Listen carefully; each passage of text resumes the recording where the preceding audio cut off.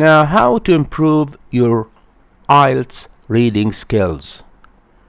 In order to read well and understand what you read, you need to develop and be good at skimming, scanning, extensive reading, and intensive reading. Now, what are these skills? These skills are something that you need to develop and adopt while reading a text. Skimming is used when you want to understand the main idea or gist. Scanning is used when you need to find a particular piece of information in a text. Extensive reading is generally used for longer texts for pleasure, for reading for pleasure. It's not necessary to understand every word because you are reading for enjoyment, to generally improve your reading speed and to get a general understanding. And the fourth skill is intensive reading. Now, this one is different from the other types of reading skills we have discussed, in that it's important to understand every word and fact. Now, passages of the past IELTS test can be good reading resources for you. Now, here are some tips to help you answer different task types in the IELTS reading test. Now, reading passage 1 includes questions 1 to 9 based on the reading passage. Now, you have to choose the correct heading for each paragraph. Passage 2, you will be given questions 14 to 19 to which you must complete a summary using words from the box.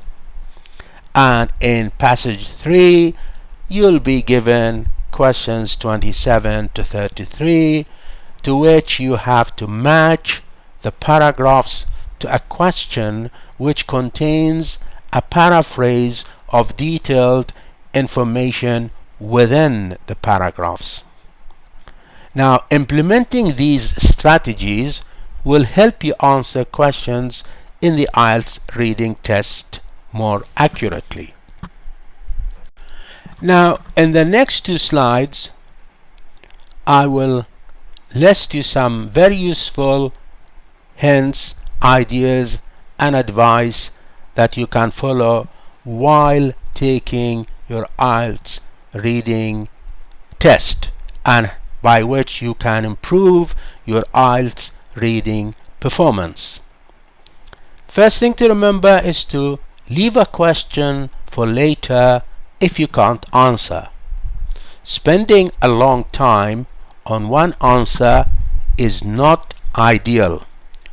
Go back later if you have time and guess if you have to.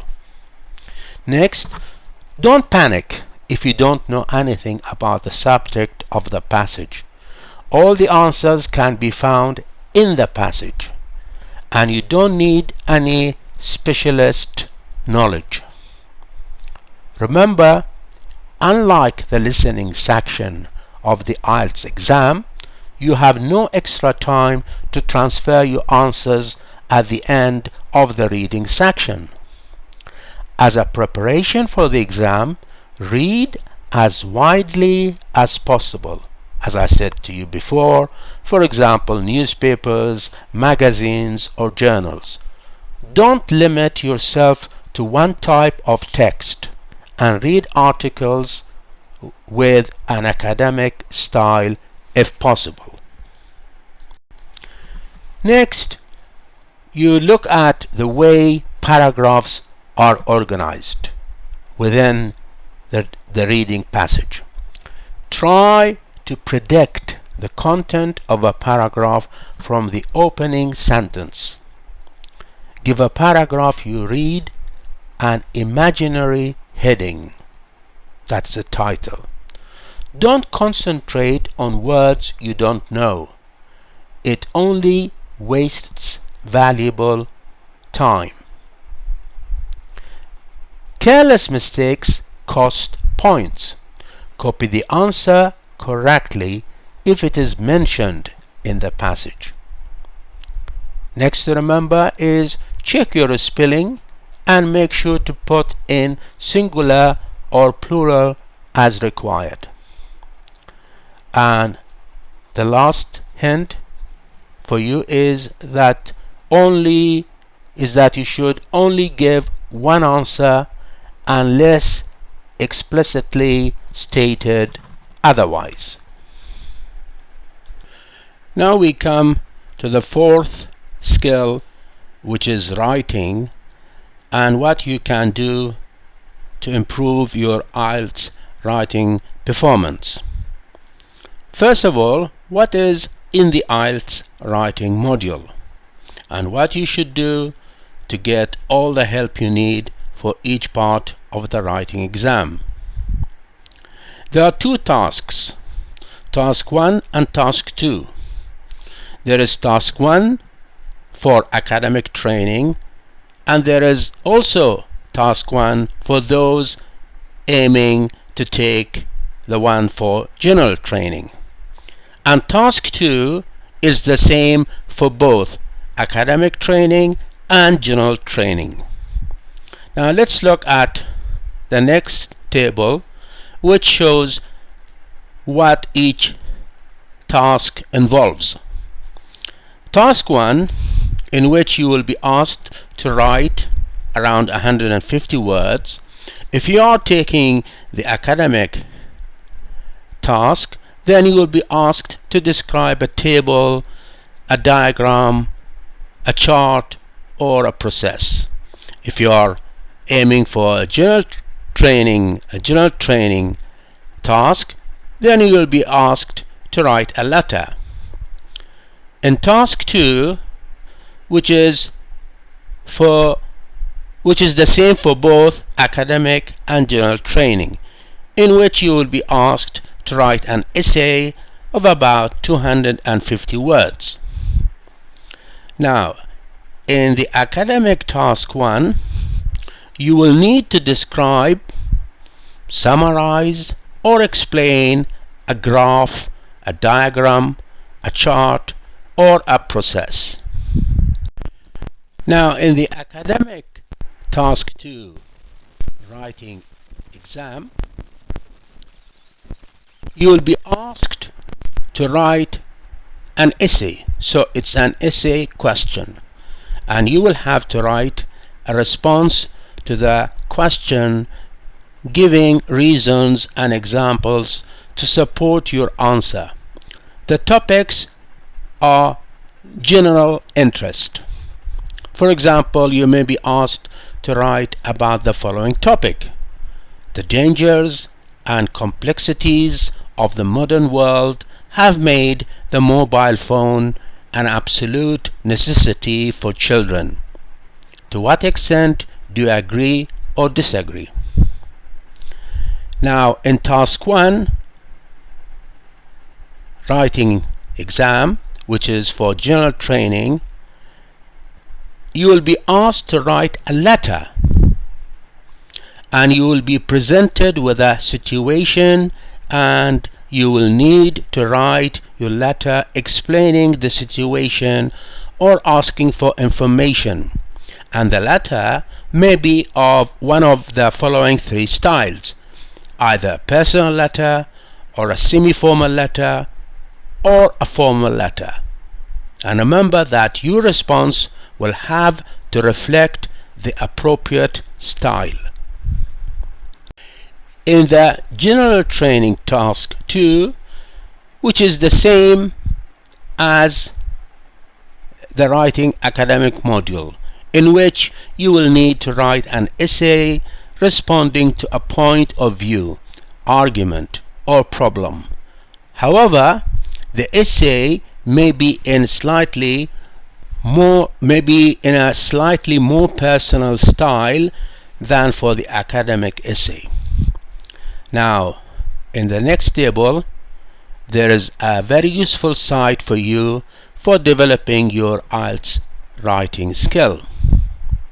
This site provides you with IELTS writing samples, student writing samples, essential tips for IELTS writing, and writing lessons for each writing task.